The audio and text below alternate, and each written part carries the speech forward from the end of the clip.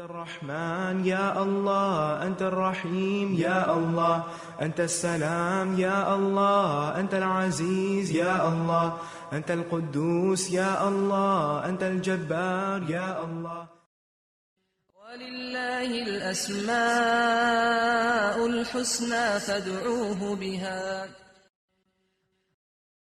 نحمده ونصلي على رسوله الكريم، أما بعد فأعوذ بالله من الشيطان الرجيم. بسم الله الرحمن الرحيم. رب اشرح لي صدري ويسر لي أمري واحلل عقدة من لساني يفقهوا قولي. ناظرین، پروگرام اللہ کے خوبصورت نام کے ساتھ آپ کی خدمت میں حاضر ہیں۔ آج ہم انشاءاللہ اللہ سبحانہ وتعالیٰ کے نام الآخر پہ بات کریں گے۔ اس سے پہلے ہم نے اللہ سبحانہ وتعالیٰ کے نام الاول پر بات کی، اس کے بالکل برعکس اب الآخر پہ بات ہوگی۔ اللہ سبحانہ وتعالیٰ الاول بھی ہے اور الآخر بھی۔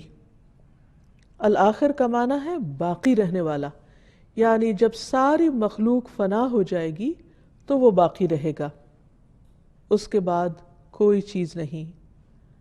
مخلوقات کے فنا ہونے کے بعد باقی رہنے والا صرف وہی ہے، بقا صرف اس کی ذات کو ہے، اور ہر چیز کی انتہا اسی کی طرف ہے۔ عربی زبان میں آخر کا لفظ کئی معنوں میں استعمال ہوتا ہے۔ نمبر 1، اول کے مقابل۔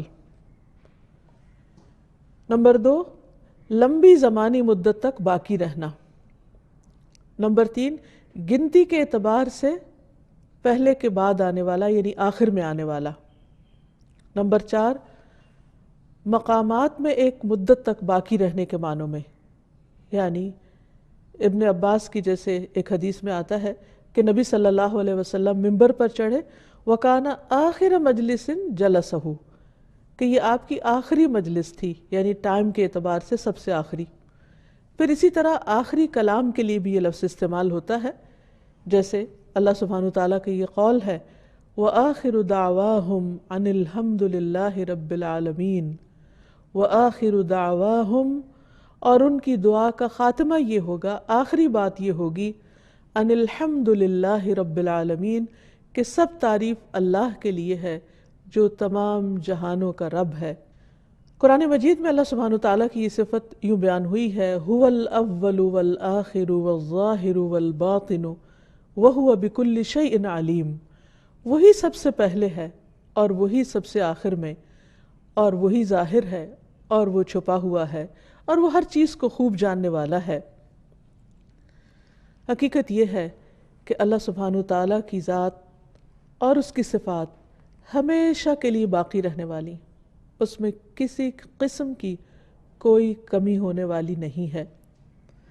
قرآن مجید میں آتا ہے کل من علیہا فان ویبقى وجہ ربک ذو الجلال والاکرام۔ سورۃ الرحمن کی اس آیت کا مطلب ہے کہ ہر ایک جو اس زمین پر ہے فنا ہونے والا ہے، یعنی جو بھی پیدا ہوا ہے اسے ایک دن ختم ہو جانا ہے، اور تیرے رب کا چہرہ باقی رہے گا جو بڑی شان اور عزت والا ہے۔ جتنی بھی مخلوقات ہیں جو بھی پیدا ہوئی ہیں، ان سب کی فطرت کے اندر زوال ہے، فنا ہے، بقا نہیں۔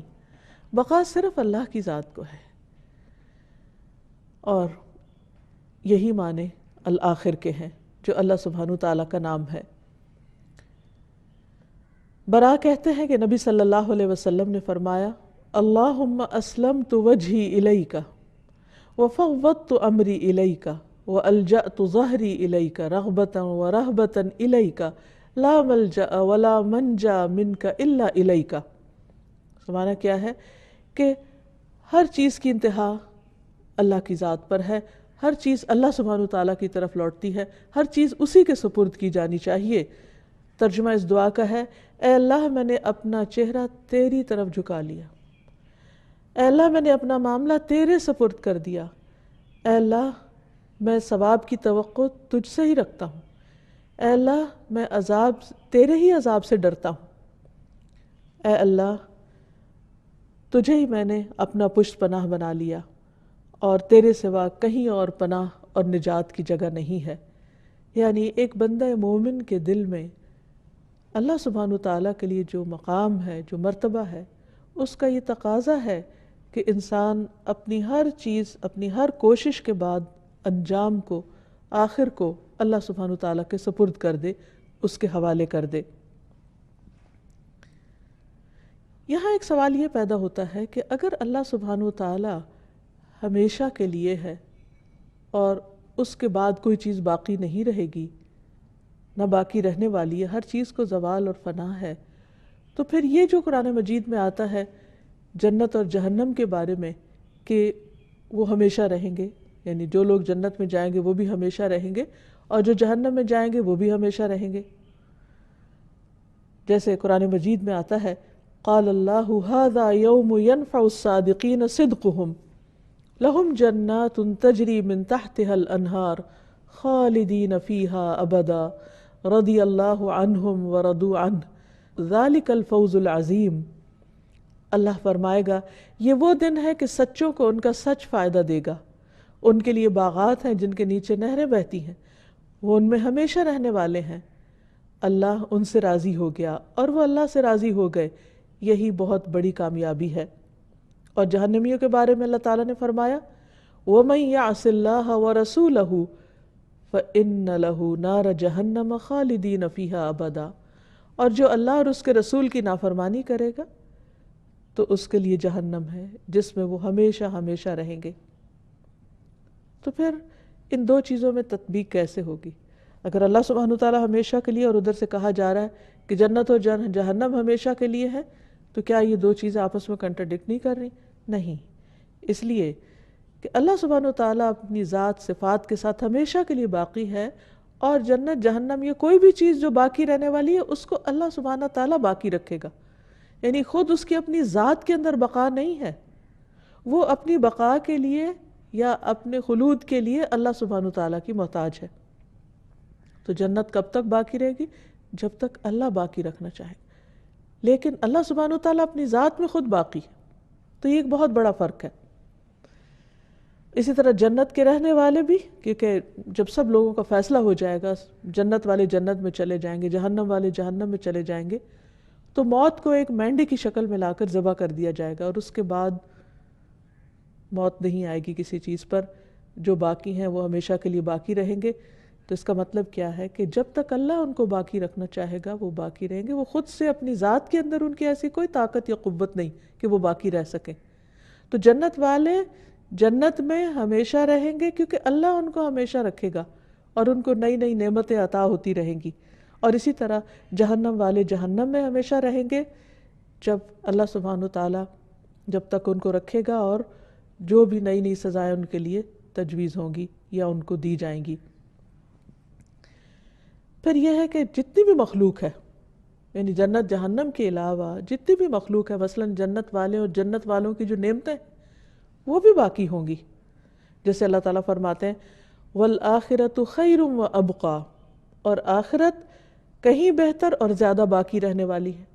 تو وہ بھی کیسے باقی رہنے والی ہے؟ یعنی اللہ تعالیٰ اس کو باقی رکھنے والا ہے، کیونکہ اس نے اپنے بندوں کے لیے ایسی نعمتیں پیدا کی ہیں کہ جن کا کچھ شمار نہیں اور جن کی کوئی مثال نہیں اس دنیا میں۔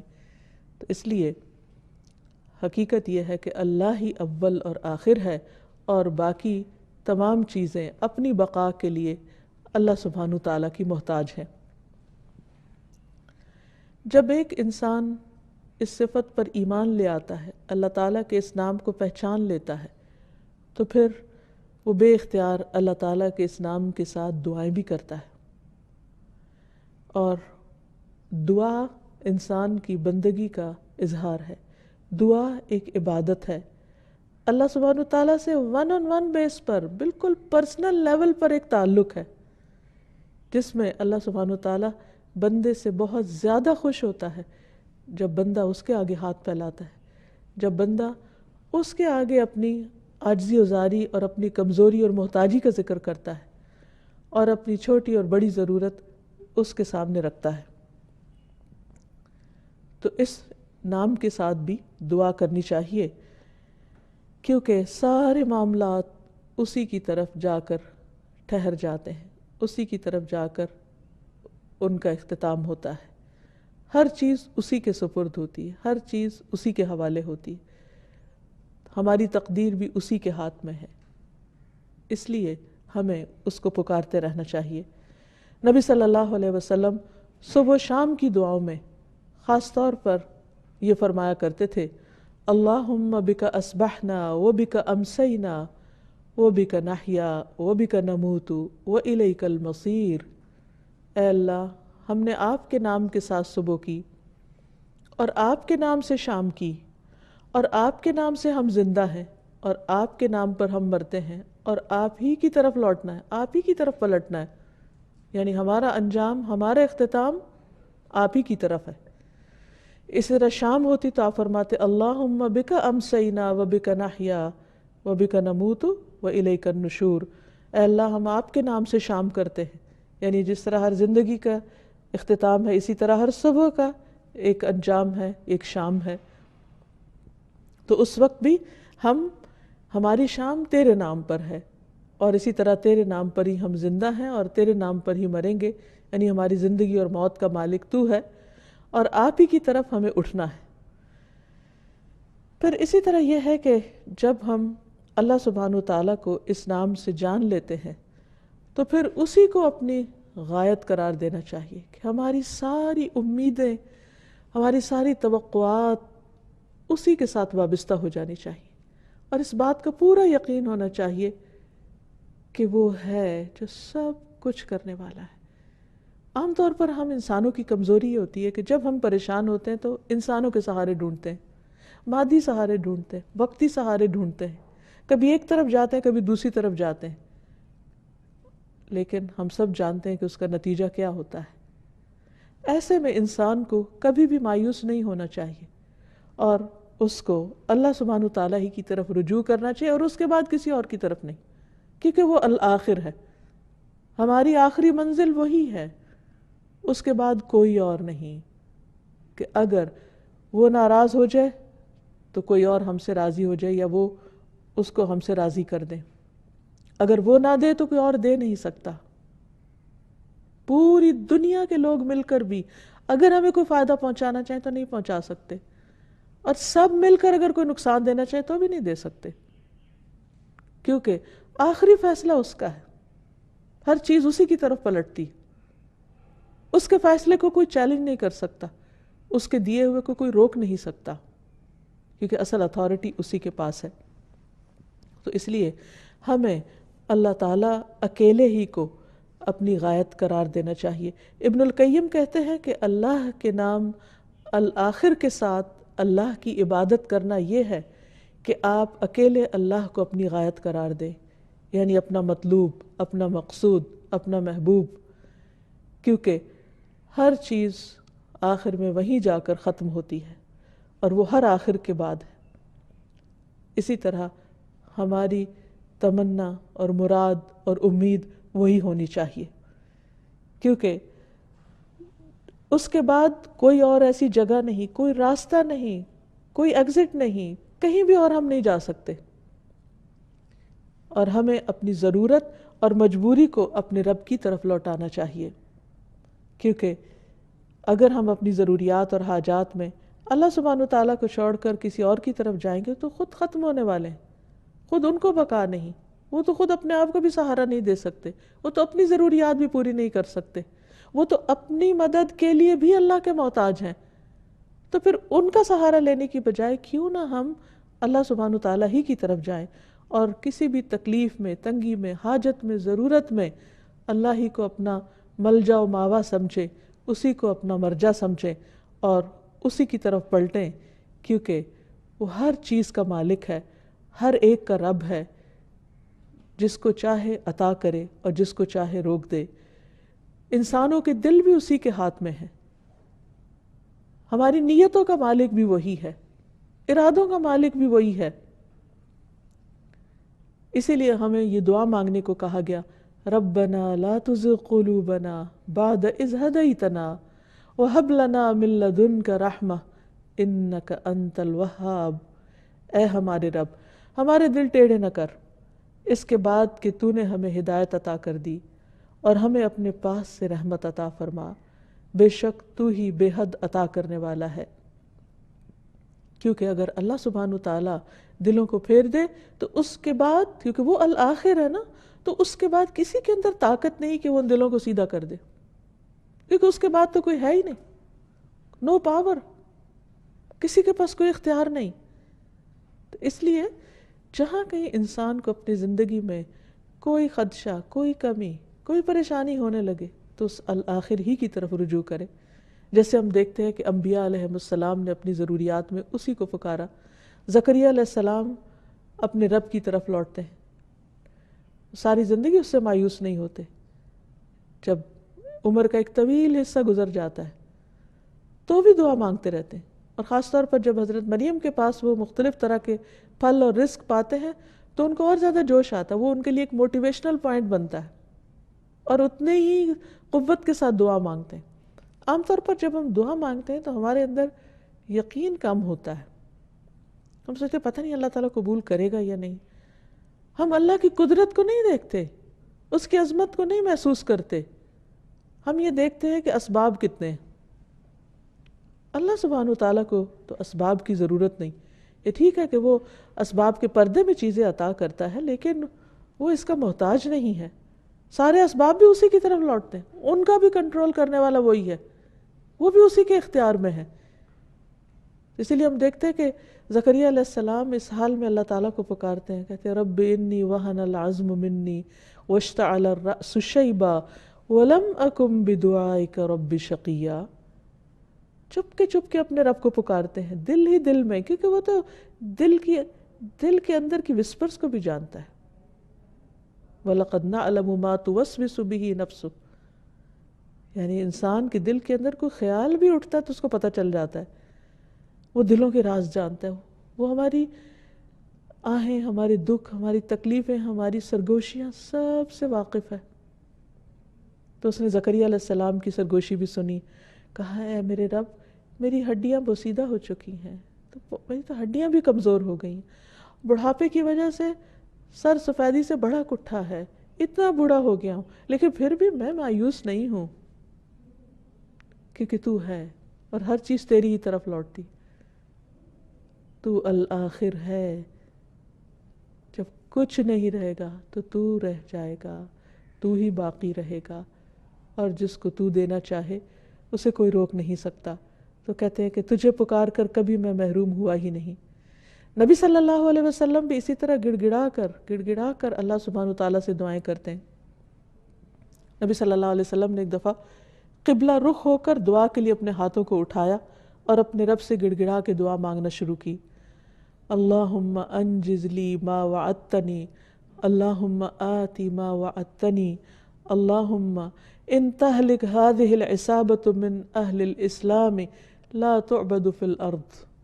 اے اللہ میرے لیے اپنے کیے ہوئے وعدے کو پورا کر دے، اے اللہ اپنے وعدے کے مطابق عطا فرما دے، اے اللہ اگر اہل اسلام کی یہ جماعت ہلاک ہو گئی تو زمین پر پھر تیری عبادت کبھی نہ کی جائے گی۔ یہ جنگ بدر کے موقع پر آپ نے دعا کی تھی۔ آپ صلی اللہ علیہ وسلم برابر اپنے رب سے ہاتھ دراز کیے ہوئے دعا کرتے رہے، قبلے کی طرف منہ کر کے دعا مانگتے رہے۔ حالانکہ آپ اللہ کے محبوب ہیں، لیکن آپ دیکھیے کہ پھر بھی کس شدت کے ساتھ مانگ رہے ہیں، یہاں تک کہ آپ کی چادر مبارک آپ کے شانے سے گر پڑی، یعنی جو اوپر کی چادر تھی وہ گر گئی، لیکن پھر بھی آپ نے چادر نہیں اٹھائی اور اپنے ہاتھ اٹھائے رکھے۔ اتنے میں ابو بکر رضی اللہ تعالیٰ عنہ آئے اور آپ کی چادر کو اٹھایا، اسے آپ کے کندھے پہ ڈالا اور پیچھے سے آپ سے لپٹ گئے اور کہنے لگے اے اللہ کے نبی، آپ کی اپنے رب سے دعا کافی ہو چکی ہے، ان قریب وہ اپنے کیے ہوئے وعدوں کو پورا کرے گا۔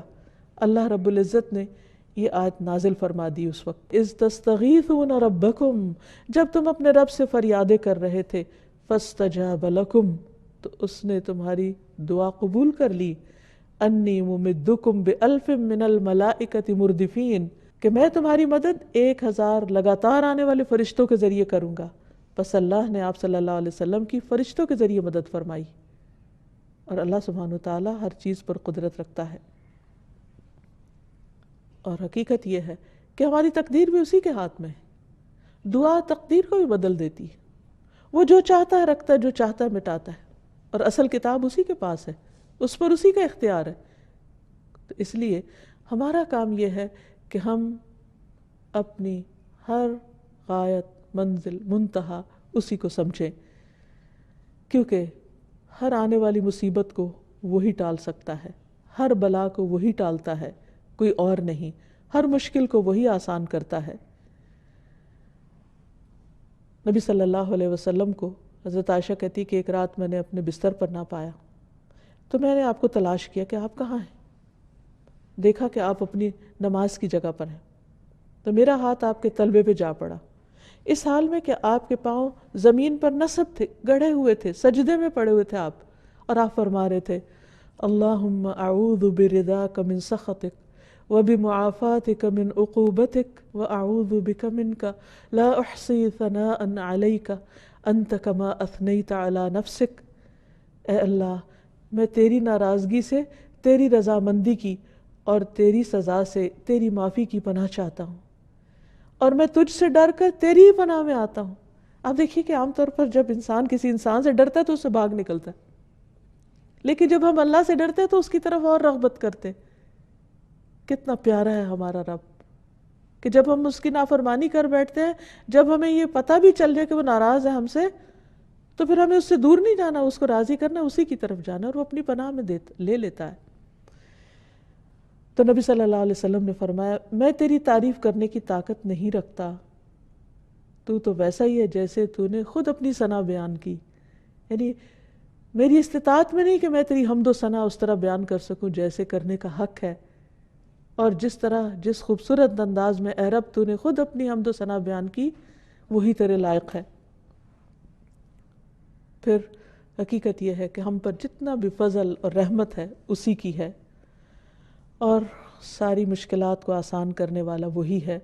اللہ تعالیٰ فرماتے ہیں وَإِن يَمْسَسْكَ اللَّهُ بِضُرٍّ فَلَا كَاشِفَ لَهُ إِلَّا هُوَ وَإِن يُرِدْكَ بِخَيْرٍ فَلَا رَادَّ لِفَضْلِهِ يُصِيبُ بِهِ مَن يَشَاءُ مِنْ عِبَادِهِ وَهُوَ الْغَفُورُ الرَّحِيمُ. اور اگر اللہ تجھے کوئی تکلیف پہنچائے تو اس کے سوا کوئی دور نہیں کر سکتا. تو اس لیے آخری منزل ہماری وہی ہونی چاہیے، سب سے پہلے بھی اسی کا خیال آنا چاہیے، اور سب سے آخر میں بھی اسی کا آنا چاہیے. کیونکہ اگر وہ تیرے ساتھ کسی بھلائی کا ارادہ کر لے تو کوئی اس کے فضل کو ہٹانے والا بھی نہیں.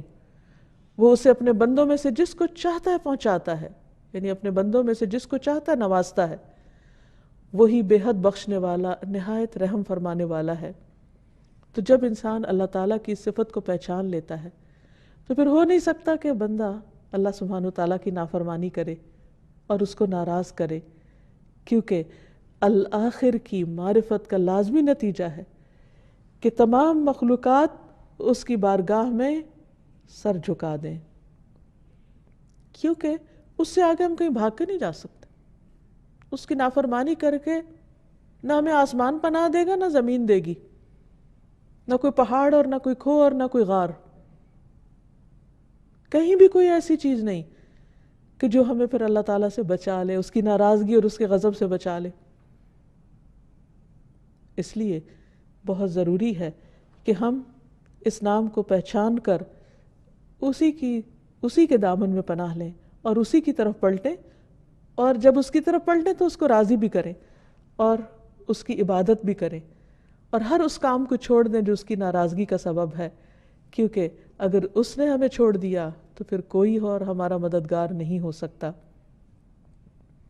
اور پھر یہ کہ اپنی ساری عبادات، اپنے صدقہ خیرات، اپنی تمام زندگی اللہ کی رضا میں گزاریں، کیونکہ اسی کی طرف جانا ہے. انا للہ و انا الیہ راجعون. ہم بھی اللہ کے لیے ہیں اور اسی کی طرف پلٹ کے جانے والے ہیں.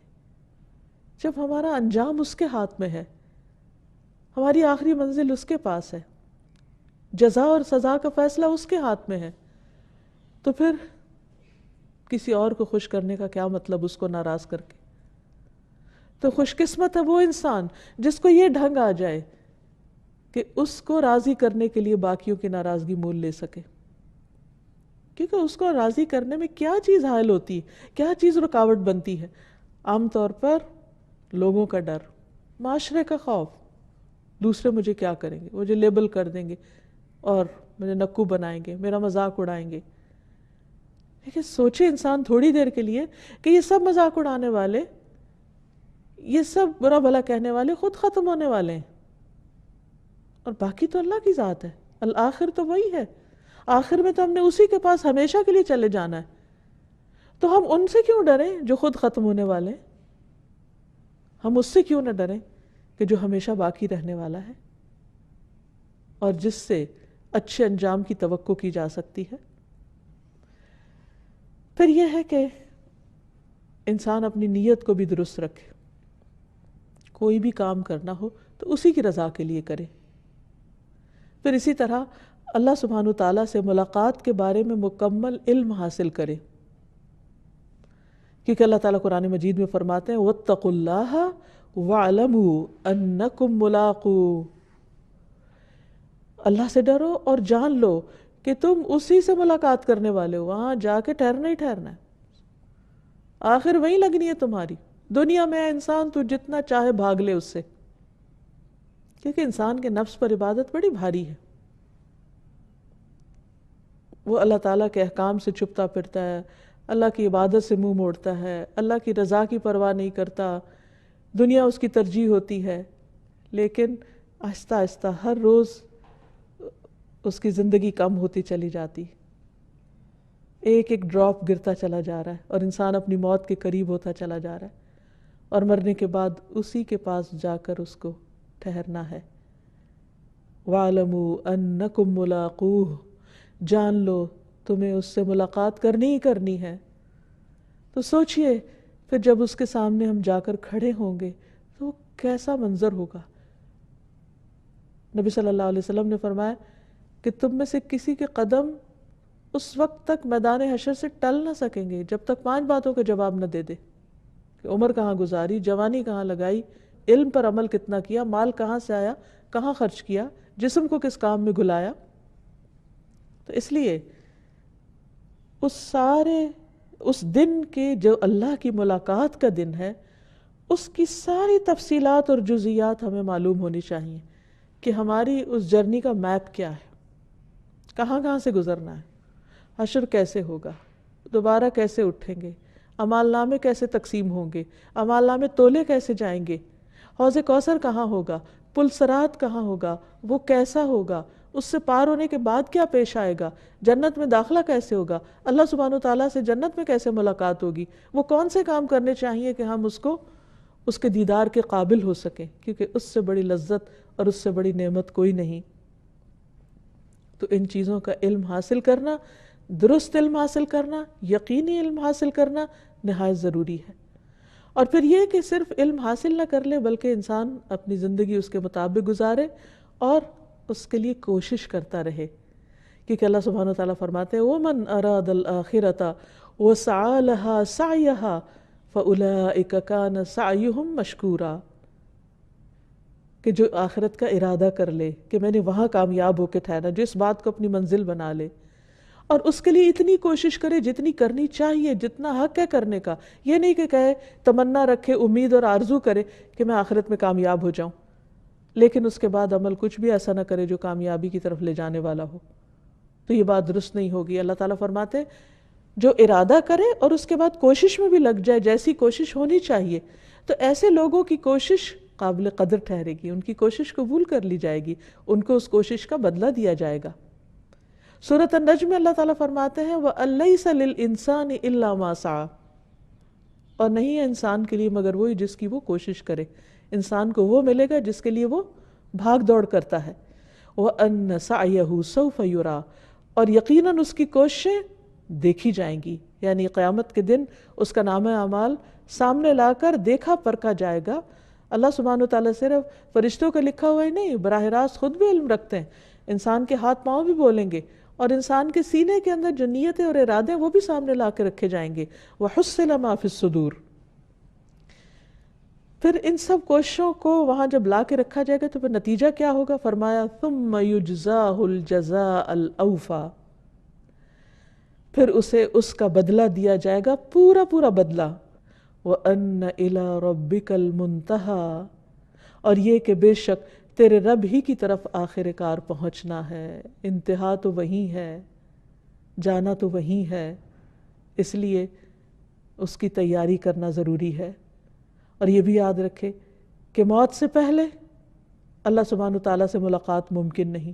نبی صلی اللہ علیہ وسلم نے فرمایا تم اپنے رب عز و جل کو نہیں دیکھ سکتے یہاں تک کہ تم وفات پا جاؤ۔ تو اس لیے ہمیں اپنی موت کو سامنے رکھ کر جینا ہے، اور اس سبق کو یاد رکھنا ہے کہ ہم ہر روز اس کی طرف بڑھ رہے ہیں۔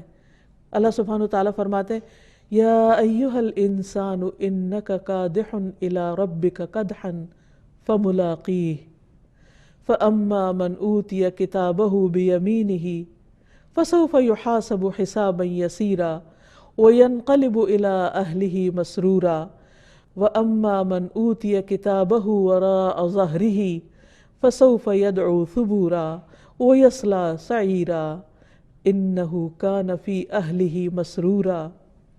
اے انسان، بے شک تو مشقت کرتے وقت، مشقت کرتے کرتے، اے انسان بے شک تو مشقت کرتے کرتے اپنے رب کی طرف جانے والا ہے۔ یعنی اس دنیا میں انسان روز تھکتا ہے، بھاگ دوڑ کرتا ہے، لیکن یہ بھول جاتا ہے کہ ایک دن جو ختم ہوا وہ رب کے طرف جانے کا رستہ اور قریب ہوا، وہ موت کے قریب ہوا، وہ اپنی قبر کے قریب ہوا، وہ حشر کے قریب ہوا، وہ اپنے آخری انجام کے قریب ہوا۔ اے انسان تو مشقت کرتے کرتے اپنے رب کی طرف جانے والا ہے، سخت مشقت، پھر اس سے ملنے والا ہے، ملاقات ہوگی۔ ایک حدیث میں آتا ہے کہ انسان اس حال میں اپنے رب سے ملے گا کہ اس کے دائیں ہاتھ میں اس کے اچھے عمل، بائیں ہاتھ میں اس کے برے عمل، سامنے جہنم دہک رہی ہوگی۔ نبی صلی اللہ علیہ وسلم فرمایا اگر حال یہ ہے تو اس آگ سے بچنے کی فکر کرو، خواہ کھجور کا آدھا ٹکڑا ہی کیوں نہ دو، اتنا بھی صدقہ کر سکو تو کر ڈالو، شاید یہی صدقہ وہاں کام آ جائے اور اسی سے نجات ہو جائے، کیونکہ وہاں حساب ہوگا۔ تو فرمایا لیکن وہ شخص جسے اس کا نامہ اعمال اس کے دائیں ہاتھ میں دیا گیا، سو ان قریب اس سے حساب لیا جائے گا، آسان حساب، یعنی اس کو اللہ تعالیٰ اس کے اعمال کو دیکھ کر صرف نظر فرمائیں گے، اور وہ اپنے گھر والوں کی طرف خوش خوش واپس آئے گا۔ حساب کے بعد جیسے کوئی ایگزام دے کر آتا ہے، کوئی انٹرویو دے کر آتا ہے، وائوا دے کر آتا ہے، تو پھر اپنے گھر والوں کو آ کر ساری رودات بتاتا ہے۔ لیکن وہ شخص جسے اس کا نامہ اعمال اس کی پیٹھ پیچھے دیا گیا، تو عنقریب وہ بڑی ہلاکت کو پکارے گا، موت کو پکارے گا، لیکن موت کہاں، وہ بھڑکتی ہوئی آگ میں جا داخل ہوگا۔ بلا شبہ وہ اپنے گھر والوں میں بڑا خوش تھا، یعنی اپنی دنیا میں بہت مگن تھا، اور اس نے اپنے اس آخری دن کو، آخری وقت کو، اور اللہ سبحانہ وتعالیٰ سے اس آخری ملاقات کو یاد نہیں رکھا۔ اس کی پرائرٹی دنیا تھی، اس کی ترجیحات دنیا تھی۔ تو مومن ہمیشہ اللہ سے ملاقات کا نہ صرف یہ کہ انتظار کرتا ہے، اس کا یقین رکھتا ہے، اس کا شوق بھی رکھتا ہے۔ رسول اللہ صلی اللہ علیہ وسلم نے فرمایا جو اللہ سے ملاقات کرنے کو پسند کرتا ہے، اللہ بھی اس سے ملاقات کرنے کو پسند کرتا ہے، اور جو اللہ سے ملاقات کرنے کو ناپسند کرتا ہے، اللہ بھی اس سے ملاقات کرنے کو پسند نہیں کرتا۔ پھر یہ کہ جو شخص اس نام کو سمجھتا ہے، جان لیتا ہے، اسے چاہیے کہ اللہ کی ناراضگی سے ڈرتے ہوئے دنیا میں زندگی بسر کرے۔ اللہ تعالیٰ فرماتے ہیں مجھے میری عزت کی قسم، میں اپنے بندے پر نہ دو امن جمع کرتا ہوں نہ دو خوف۔ اگر میرا بندہ دنیا میں مجھ سے امن میں رہا تو اسے بندوں کے حشر والے دن خوف دلاؤں گا، اور جو مجھ سے دنیا میں ڈر گیا تو لوگوں کے جمع ہونے والے دن اسے امن عطا کروں گا۔ پھر یہ کہ انسان اپنی آخرت کی تیاری اس طرح رکھے کہ معلوم نہیں کس وقت کال آ جائے، کس وقت جانا پڑے، اپنے فرائض کو ادا کر کے رکھے، اپنے قرض چکا کے رکھے، لوگوں کے حقوق ادا کر کے رکھے۔ یعنی جیسے کسی بھی سفر میں جانا ہوتا ہے تو انسان کانشیسلی اپنے وقت کا استعمال کرتا ہے کہ تھوڑی دیر رہ گئی ہے، اتنے دن رہ گئے ہیں، اتنے گھنٹے رہ گئے ہیں، اور اس کی مجھے پوری تیاری کر لینی چاہیے، کیونکہ سفر اگر لمبا ہے اور ضرورت کا سامان نہیں تو بہت مشکل پیش آئے گی۔ تو اسی طرح اپنی آخرت کے سفر کے بارے میں بھی انسان کانشیس رہے اور اپنی طرف سے پوری تیاری کرے۔ پھر اس تیاری میں عام طور پر انسان کو کچھ سیکریفائسز کرنی پڑتی ہیں۔ بعض اوقات دنیا کا کچھ حصہ صرف اس لیے چھوڑنا پڑتا ہے کہ وہ آخرت کے لیے نقصان دہ ہے. بالکل ایسے ہی جیسے ایک شخص بیمار ہو جاتا ہے تو اس کو خوراک میں سے، غذا میں سے کچھ چیزیں کم کرنی پڑتی ہیں، ہاں اس کے لیے کتنی پسندیدہ ہوں. کس لیے؟ کیونکہ اس کے پاس اب کوئی چوائس نہیں، یا یہ کہ وہ زندگی کو بچائے اور اپنی اس خوراک کو کم کر دے جو نقصان دہ ہے، اور یا پھر یہ کہ چند دن کے لیے وہ مزے کر لے اور بعد میں ہلاکت کا شکار ہو. تو عقل مند وہی ہوگا کہ جو زندگی چاہے گا، جو بقا چاہے گا، اور اس کے لیے وہ اپنی کچھ پسندیدہ چیزوں کو چھوڑ بھی دے گا. اسی طرح جب انسان اپنی آخرت کو چاہتا ہے تو وہ اپنی دنیا کو اس کے لیے قربان کر سکتا ہے. اور وہ کیسے؟ جیسے صبح کے وقت فجر کی نماز کے لیے اپنا بستر چھوڑنا، اپنی نیند قربان کرنا، خواہ کتنی بھی گہری نیند آئی ہو تو انسان اس وقت بستر چھوڑ دیتا ہے، کیونکہ اسے پتہ ہے کہ ایک دن اپنے رب کے سامنے جا کھڑے ہونا. وہ پوچھے گا کہ یہ تم سوتے رہے، مجھ سے کب پیار تھا، نیند تمہیں پیاری تھی. تو اس لیے اس کی قربانی یہیں سے شروع ہو جاتی ہے، دن کے آغاز سے ہی. پھر اسی طرح کچھ اور کھانے پینے کی چیزیں اسے پسندیدہ ہو سکتی ہیں، لیکن اللہ سبحانہ وتعالیٰ کے ہاں وہ حرام ہو سکتی ہیں، ناپسندیدہ ہو سکتی ہیں. اسی طرح کچھ کام، کچھ پیشے، کچھ اور چیزیں جو اس کی ناراضگی کے ہیں. تو جو بندہ اللہ سبحانہ وتعالیٰ سے ملاقات چاہتا ہے تو وہ ان چیزوں کو چھوڑ دیتا ہے.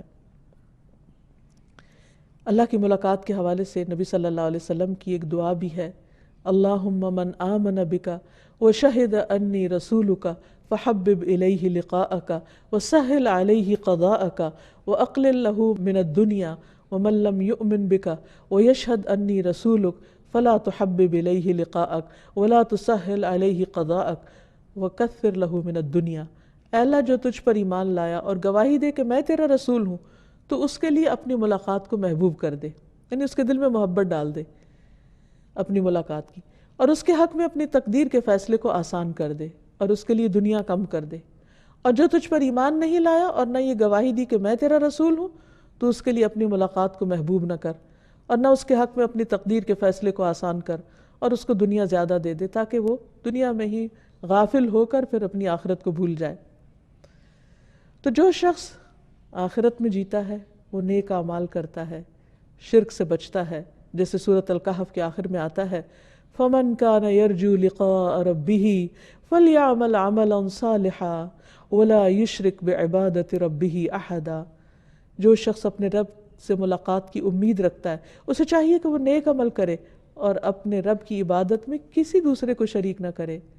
ایسا شخص اپنے رب کے سامنے کھڑے ہونے سے ڈرتا ہے، وہ خواہشات کی پیروی نہیں کرتا. وَأَمَّا مَنْ خَافَ مَقَامَ رَبِّهِ وَنَهَى النَّفْسَ عَنِ الْهَوَىٰ فَإِنَّ الْجَنَّةَ هِيَ الْمَأْوَىٰ. جو اپنے رب کے سامنے جواب دہی کے لیے کھڑا ہونے سے ڈرتا رہا اور اپنے آپ کو خواہش نفس سے روکے رکھا تو جنت ہی اس کا ٹھکانہ ہوگی. اس کی سوچ اور گفتگو میں فرق ہوتا ہے عام لوگوں سے. اس کا دنیا سے رشتہ عارضی ہوتا ہے اور وہ اس کو اچھی طرح سمجھتا ہے کہ مجھے یہ دنیا جلد چھوڑنی ہے، اسی لیے وہ اپنی دنیا کا سامان مختصر کر دیتا ہے تاکہ کوئی بھی چیز اس کی آخرت کے راستے میں رکاوٹ نہ بنے. پھر اسی طرح دنیا میں رہتے ہوئے فکر اس کی آخرت کی ہوتی، اور آخرت کی فکر سب سے بڑی فکر ہوتی ہے، اور اس فکر میں وہ اپنی زبان اللہ کے ذکر سے تر رکھتا ہے، کیونکہ نبی صلی اللہ علیہ وسلم نے فرمایا بہترین عمل یہ ہے کہ جب تو دنیا سے رخصت ہو تو تیری زبان اللہ کے ذکر سے تر ہو. اور پھر جب اسے دنیا اور آخرت میں چوائس دی جائے تو وہ آخرت کو اختیار کرنے والا ہو. جیسے کہ نبی صلی اللہ علیہ وسلم کو جب چوائس دی گئی تو آپ نے فرمایا اللہم الرفیق الاعلیٰ، یا اللہ مجھے رفیق اعلیٰ کا ساتھ پسند ہے. اور پھر یہ کہ اس کی موت بھی اس حال میں ہے کہ وہ اللہ کا شکر ادا کر رہا ہو. نبی صلی اللہ علیہ وسلم نے فرمایا مومن کے ہر حال میں خیر ہے، اس کی جان اس کے دو پہلوؤں سے نکل رہی ہوتی ہے، اس حال میں کہ وہ اللہ کی تعریف بیان کر رہا ہوتا ہے، وہ اس وقت بھی اپنے رب کا شکر گزار ہوتا ہے. اور موت کے وقت اس کو کیا آواز آتی ہے، یا ایتھا النفس المطمئنہ ارجعی الی ربک راضیۃ مرضیہ فادخلی فی عبادی وادخلی جنتی. جو اپنے رب کی محبت میں جیتا ہے، رب اس کو یہ خوبصورت پیغام دیتے ہیں، اے مطمئن نفس اپنے پروردگار کی طرف لوٹ چل. تجھے اس سے ملاقات کا شوق تھا، اب واپسی کا وقت آ گیا، ملاقات کا وقت آ گیا. اس حال میں کہ تو اس سے راضی ہے اور وہ تجھ سے راضی ہے، بس میرے خاص بندوں میں داخل ہو جا، میری جنت میں داخل ہو جا. ایسے بندوں کی موت کا جب وقت آتا ہے تو فرشتے آ کے خوشخبری دیتے ہیں، فَأَمَّا إِن كَانَ مِنَ الْمُقَرَّبِينَ فَرَوْحٌ وَرَيْحَانٌ وَجَنَّةُ نَعِيمٍ. اگر وہ مقربین میں سے ہوتا ہے، یعنی اللہ تعالیٰ بھی اس سے محبت کرتا ہے، تو اس کے لیے راحت، نعمتوں والے باغ ہوتے ہیں. اور جب اسے اس کی خوشخبری سنائی جاتی ہے تو وہ اللہ سے ملنے کی خواہش اس کے دل میں اور بڑھ جاتی ہے. تو اللہ تعالیٰ بھی اس کی ملاقات سے محبت کرتے ہیں. تو اللہ سبحانہ تعالیٰ جو ہمیشہ باقی رہنے والے ہیں، ہمارے دل میں ہمیشہ باقی رہنے والی نعمتوں کی محبت ڈال دیں اور ہمیں اس کے لیے کچھ کرنے کی توفیق عطا فرمائیں. وآخر دعوانا ان الحمد للہ رب العالمین. القاهر يا الله أنت الحسيب يا الله أنت الشافي يا الله أنت المبين يا الله